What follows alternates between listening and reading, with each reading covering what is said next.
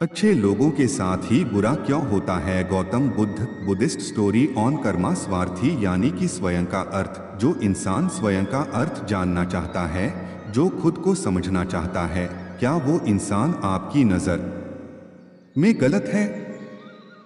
हम जब भी किसी को स्वार्थी कहते हैं तो उसका मतलब तो यही होता है कि वो आदमी स्वयं का अर्थ समझना चाहता है। तो फिर वो गलत कैसे हुआ? स्वार्थी शब्द दुनिया की नज़र में, समाज की नज़र में एक अलग ही नज़रिए से समझा जाता है। अक्सर हम अपने आसपास ऐसे बहुत से लोगों को देखते हैं जो स्वभाव से बहुत अच्छे प्रतीत होते हैं, यानी कि सब लोगों की मदद करते हैं, सबसे अच्छा व्यवहार रखते हैं। लेकिन इसके साथ हमने ये भी देखा होगा कि ऐसे लोग जो स्वभाव के अच्छे होते हैं, दूसरों की मदद करते हैं, वो दुखी भी ज्यादा रहते हैं। और जो लोग स्वार्थी होते हैं वो फलते फूलते चले जाते हैं। तो ऐसे में परमात्मा की सत्ता पर उंगली उठाना निश्चित है। लेकिन अगर ये सत्य है तो हमें कौन सा मार्ग अपनाना चाहिए? क्या हम भी दूसरों के जैसे बन जाएं? पता नहीं आप में से कितने लोग ये मानते हैं कि अच्छे लोग जीवन में बहुत दुखी रहते हैं, लेकिन इसके पीछे का सत्य क्या है? अगर हम इसके पीछे का सत्य नहीं जानेंगे, नहीं पहचानेंगे, तो कहीं ना कहीं हमारा अवचेतन मन भी बुराई की तरफ झुक जाएगा। इसीलिए अपने मन में ऐसे विचार पनपने से पहले इस बात की पूरी सच्चाई, पूरा निष्कर्ष निकाल लें, ताकि भविष्य में आपको अपने अच्छे होने पे पश्चाताप ना हो, दुख ना हो। आज की जो बौद्ध कहानी में आपको सुनाने वाला हूं, उसमें आपको 5 ऐसे तरीके पता चलेंगे जिसके माध्यम से अगर आप कर्म करते हैं तो आप अच्छे कर्म भी कर पाएंगे और दुखी भी नहीं होंगे।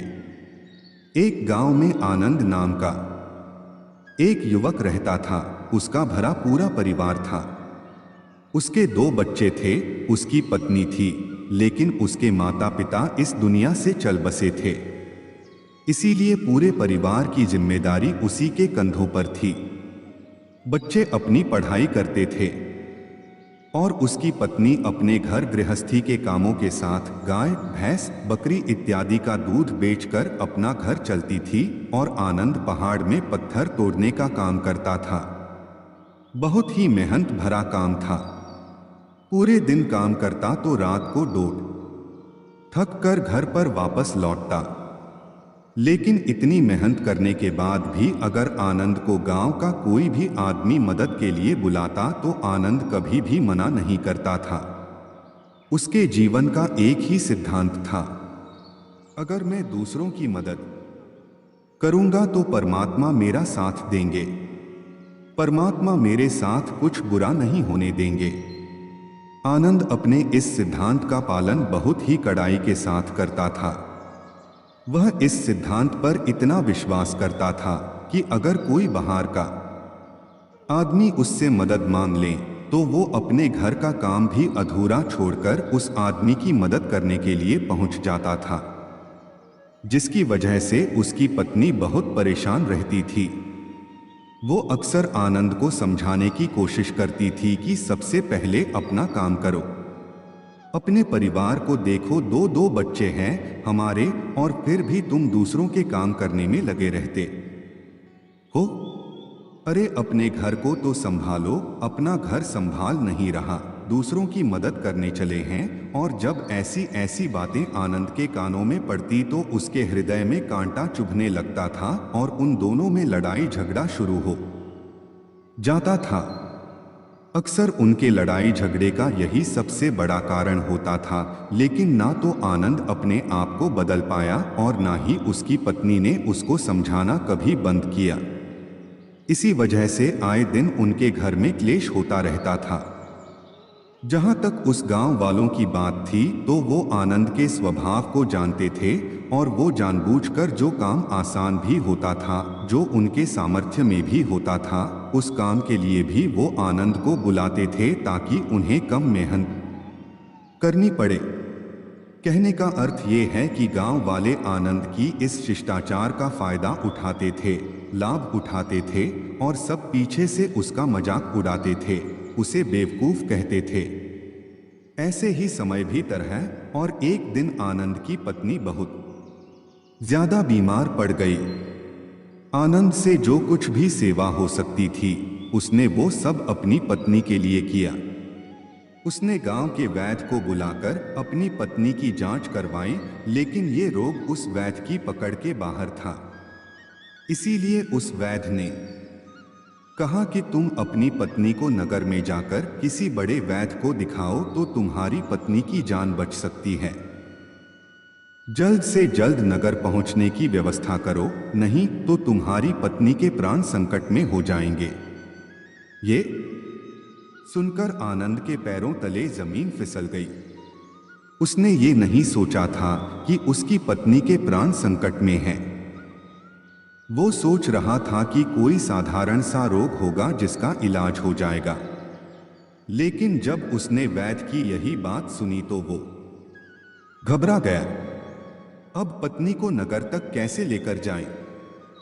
क्योंकि उसके पास इतना धन नहीं था कि वो अपनी पत्नी के लिए एक घोड़ा गाड़ी करके उसमें अपनी पत्नी को लिटाकर नगर में ले जा सके। उसकी पत्नी की हालत बिल्कुल चलने की भी नहीं थी, इसलिए उसे नगर पहुंचाने के लिए किसी घोड़ा गाड़ी की जरूरत थी। संयोग से उसके पड़ोसी धन्मू के पास एक घोड़ा गाड़ी थी। वो अक्सर व्यापार के लिए अपनी घोड़ा गाड़ी नगर में लेकर जाया करता था। इसीलिए आनंद के मन में विचार आया कि मैं धन्मू की घोड़ा गाड़ी ले सकता हूं। मैं धन्मू की इतनी मदद करता हूं, कभी उसके काम को नहीं टालता, तो वो तो मेरे काम को कभी मना ही नहीं कर सकता। और यही सोचकर वो घोड़ा गाड़ी लेने के लिए धन्मू के पास पहुंच जाता है। लेकिन धन्मू बहुत ही चालाक इंसान था। वो बिना किराए के अपनी घोड़ा गाड़ी अपने सगे संबंधियों के लिए भी नहीं ले जाता था, तो आनंद की तो दूर की बात रही। जब आनंद ने उससे घोड़ा गाड़ी के बारे में पूछा तो उसने ये कहकर उसका ये काम टाल दिया कि मेरे घोड़े बहुत ज्यादा बीमार है, वो शायद बच भी मुश्किल से पाएंगे। 5 दिनों से वो कुछ नहीं खा रहे, तो ऐसे में बेचारा घोड़ा गाड़ी लेकर कहाँ नगर तक पहुंच पाएगा। हाँ, अगर तुम कुछ धन की व्यवस्था कर सकते हो तो मैं अपने एक मित्र की घोड़ा गाड़ी तुम्हारे लिए मंगवा सकता हूं। ये सुनकर आनंद परेशान और चिंतित हो गया, क्योंकि उसके पास धन तो था ही नहीं। इसका मतलब उसकी पत्नी बड़े नगर में वैद्य के पास इलाज के लिए पहुंच ही नहीं पाएगी। उलझन भरे हुए विचार लिए हुए जब आनंद वापस आ रहा था तो उसने एक दिल दहलाने देने वाला दृश्य देखा। उसने देखा कि धन्मू के घोड़े, जो धन्मू के अनुसार बीमार थे और कुछ खा भी नहीं रहे थे, वहीं घोड़े गांव का ही एक युवक उसकी बाड़ से खोलकर बाहर ला रहा था और गाड़ी में उसको जोत रहा था। ये देखकर पहले तो आनंद को कुछ समझ में नहीं आया। उसके बाद जब आनंद ने उस युवक से पूछा तो उसने बताया कि धन्मू ने ये घोड़ा गाड़ी उसे किराए पर दी है। यह सुनकर आनंद का दिल टूट गया। उसने कभी सपने में भी नहीं सोचा था कि उसका सबसे अच्छा मित्र धन्मू उसके साथ ऐसा कर सकता है। हालांकि ये इस बात पर दुखी होने का वक्त नहीं था, इसीलिए आनंद वहां से जल्दी से लौट जाता है और गांव के ही एक सेठ के पास जाकर कुछ धन उधार लेकर धन्मू को दे देता है। धनु अपने मित्र की घोड़ा गाड़ी मंगवा देता है, जिसके बाद वो अपनी पत्नी को वैद्य के पास नगर में ले जाता है।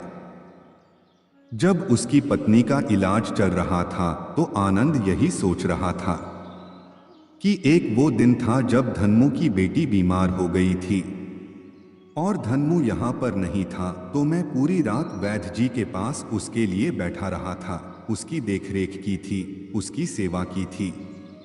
इतने दिनों तक धन्मू नहीं आया था, तब मैं ही उसके परिवार की देखरेख किया करता था। हाँ, कैसा दुर्भाग्य है ये जिसके लिए मैंने इतना कुछ किया।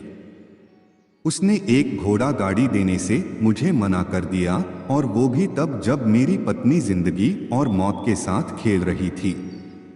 कुछ देर बाद वैद्य बाहर आकर आनंद को एक बहुत बुरी खबर देता है।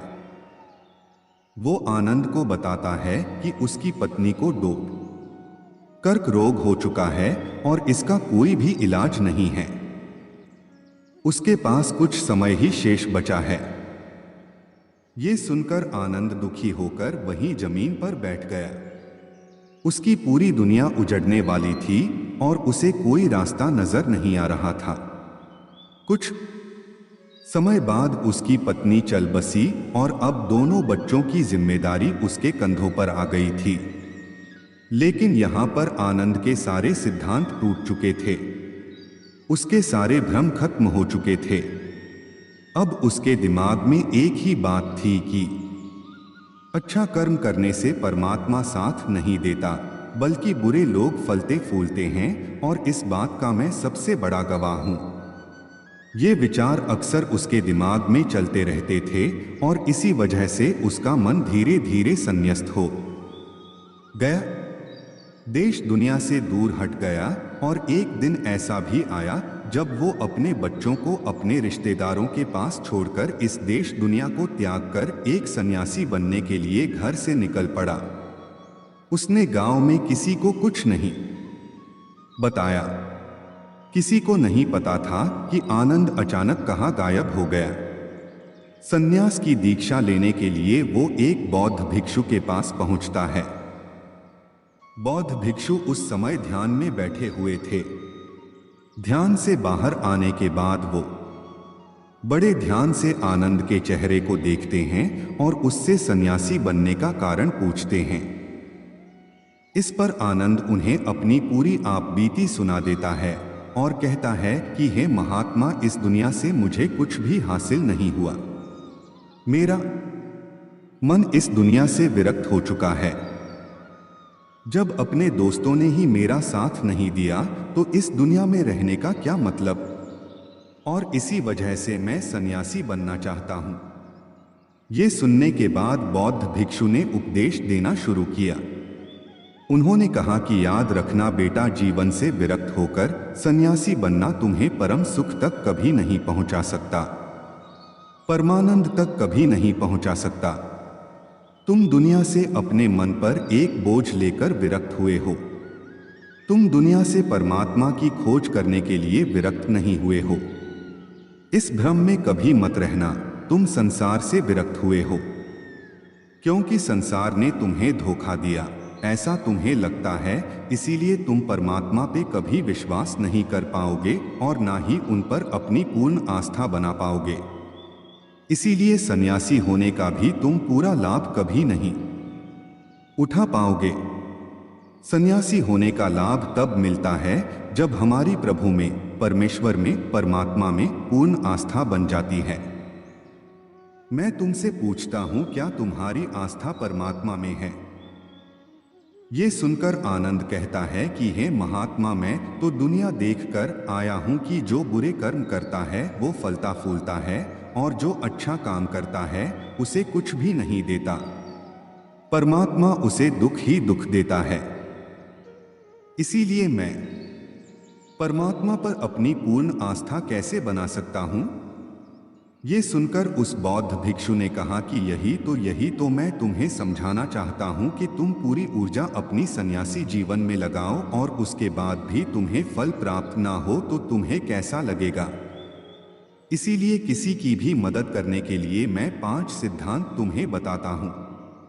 ये 5 सिद्धांत समझकर संसार में वापस लौट जाओ और संसार में एक ग्रस्त जीवन जियो। उसके बाद ही सन्यासी जीवन का उदय होता है। जब हम अपने ग्रस्त जीवन को पूर्ण रूप से समझ लेते हैं और अपनी जिम्मेदारियों का निर्वाह कर देते हैं। ये कहकर बौद्ध भिक्षु ने कहना शुरू किया कि जब भी तुम किसी की सहायता करते हो, किसी की मदद करते हो, तो उसमें सबसे पहली बात, सबसे पहला सिद्धांत जो ध्यान में रखने का होता है वो होता है कि किसी की मदद करते वक्त, किसी की सहायता करते वक्त कभी भी उससे उम्मीद मत रखना ये मत सोचना कि आज मैंने इसकी सहायता कर दी, मदद कर दी, तो कल बदले में ये भी मेरी सहायता करेगा, मेरी मदद करेगा। अगर तुम ऐसा सोचोगे तो तुम्हें जीवन में दुखों का सामना करना ही पड़ेगा, क्योंकि एक नहीं तो दूसरा, या दूसरा नहीं तो तीसरा कोई ना कोई तुम्हारी उम्मीद जरूर तोड़ेगा, और वास्तविकता में वो मदद या वो सहायता नहीं होती है। वो हमारे लालच का ही एक रूप होता है। हम उसकी सहायता या मदद निर्भर तरीके से नहीं कर रहे हैं। हमारे मन में लालच का भाव है, हमारे मन में बदले का भाव है। हम ये सोचकर मदद करते हैं कि इसकी मदद कर देता हूं तो कल ये मेरा भी मदद करेगा, और यही लालच हमें अक्सर उन लोगों की मदद करने पर विवश करता है जो किसी ना किसी रूप में धनवान होते हैं, क्योंकि हमें लगता है कि कल ये आदमी धन के द्वारा मेरी मदद कर सकता है, और इसीलिए जिस इंसान को वास्तविकता में मदद की आवश्यकता है, हो सकता है वो गरीब हो, लेकिन हमारा मन अपने लालच के वशीभूत होकर उसकी मदद कभी नहीं करेगा। इसीलिए किसी की मदद और किसी की सहायता करने के अपने विचार को विस्तार दो। केवल एक प्रकार के वर्ग के लिए अपनी सहायता या अपनी मदद पेश मत करना, उन सब के लिए समान होनी चाहिए। जरा सोचो, एक तरफ तुम्हारा मित्र हो जिसके पास धन है, संपदा है, और दूसरी तरह कोई गरीब औरत हो जो भूखी बैठी हुई है। तुम्हारा दोस्त तुमसे कहता है कि यार आज तो खाने के लिए अच्छे अच्छे पकवान मंगवा लो बाजार से, और दूसरी तरफ वो औरत तुमसे 2 सूखी रोटी मांग रही है, तो तुम किसकी मदद करोगे? कौन मदद का हकदार सबसे पहले है? सबसे पहले हमारा कर्तव्य बनता है कि उस औरत की भूख मिटाए, लेकिन अक्सर इंसान ऐसे नहीं सोचता। वो अपने दोस्त को तो खिला देगा, उसको तो बाजार से बहुत महंगी वस्तु मांगा के दे देगा, लेकिन किसी गरीब को उसकी भूख मिटाने के लिए पैसा या धन नहीं देगा। दूसरी बात जो ख्याल में रखने की है वो ये कि सहायता करते वक्त हमारा लालच कभी भी उसके साथ नहीं जुड़ना चाहिए। अक्सर हम जब किसी की मदद करते हैं तो हमारा लालच और हमारा स्वार्थी उसके साथ जुड़ा होता है, और हम अपनी भविष्य की योजना तैयार करके उस आदमी की मदद करते हैं। हम ये सोचते हैं कि अगर मैं इसका ये काम करूंगा तो भविष्य में ये आदमी मेरा वो काम पूरा कर देगा, और वो सहायता, वो मदद बिल्कुल भी परमात्मा के द्वार को नहीं खटखटाती, क्योंकि वो लालच है। जाहिर है आप अपने आप को धोखा देने के लिए अपने लालच को एक सहायता, एक मदद का रूप दे रहे हैं। तीसरी बात जो ख्याल रखने की है वो ये कि अपने सामर्थ्य के हिसाब से दूसरे की मदद करो। कभी भी एक ग्रस्त आदमी को किसी की इतनी सहायता नहीं करनी चाहिए जिससे कि उसका परिवार और उसके बच्चे कष्ट में जीवन बिताएं। सबसे पहला फर्ज हमारा होता है अपने परिवार को सुखी रखना, उनकी जरूरतें पूरी करना, और उसके बाद दूसरों की मदद करना आता है। लेकिन कुछ लोग दूसरों की मदद पहले करते हैं और अपने परिवार को तवज्जो कम देते हैं, जिससे कि परिवार में लड़ाई झगड़े आए, दिन पनपते रहते हैं, और ये सब हम समाज में देखते रहते हैं अपने आसपास। अगली बार जो ख्याल में रखने की होती है वो ये कि अपना कर्म, अपनी जिम्मेदारियां पहले निभानी होती है। हम अपना कर्म, अपना काम छोड़कर पहले दूसरों की मदद करने के लिए चले जाते हैं, और जब दूसरा बदले में हमारी मदद नहीं करता तो हमारा दिल दुखी हो जाता है। हम सोचते हैं कि मैंने तो अपना काम छोड़कर उस आदमी की मदद की थी, और वो आदमी मेरी मदद ही नहीं कर रहा है। इसीलिए अपना कर्म सर्वोपरि, अपना कर्म सबसे ऊपर, क्योंकि वही काम करने के लिए इस दुनिया में हमारा जन्म हुआ है। और सबसे आखिर में जो बात समझने की है वो ये कि परमात्मा की मर्जी से ही सब कुछ होता है। हमारा कर्तव्य है अपने कर्म को करते जाना। करनी धरनी तो ऊपर वाले के हाथ में है। इसीलिए जो कुछ भी होता है सब ऊपर वाले पे छोड़ दो। अगर तुम्हें कोई धोखा भी देता है तो ये समझ के चलो कि वो सब ऊपर वाले की करनी होती है। आप ये मान के चलो कि मैं करता नहीं हूं, मैं तो एक माध्यम हूं, करवाने वाला तो वो है, उसके सामने किसकी मर्जी चली। जब ये आस्था, ये विश्वास हमारे मन में पनपने लगता है तो हमारी सारी शिकायतें दूर हो जाती हैं, क्योंकि इस दुनिया में जो भी होता है अच्छे के लिए होता है। जो भी हो रहा है अच्छे के लिए हो रहा है और जो भी होगा अच्छा ही होगा।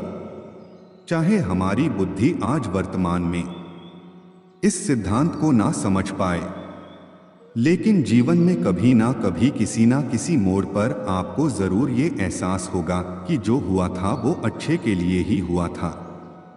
इसीलिए सारी शिकायतें दूर कर दो और बस अपना कर्म करते जाओ। अपने ग्रस्त जीवन को पूर्ण रूप से जी लो और उसके बाद ही सन्यासी जीवन की नींद होती है। इसके बाद बौद्ध भिक्षु ने आनंद को कहा कि वापस अपने गांव लौट जाओ, अपनी बेटियों को वापस लेकर आओ, उन्हें पालो पोसो, अपने बच्चों को वापस लेकर आओ, दूसरी शादी कर लो, लेकिन बच्चों का पालन पोषण अच्छे तरीके से करो। ये सुनकर आनंद अपने बच्चों के साथ अपने गांव में वापस लौट आता है। गांव में किसी को खबर नहीं थी कि आनंद कहां पर गया हुआ था और वो क्या ज्ञान लेकर वापस लौटा है। लेकिन अगले दिन सुबह सुबह गांव वालों ने आनंद के चेहरे पर एक अलग ही चमक, एक अलग ही आभा पाई।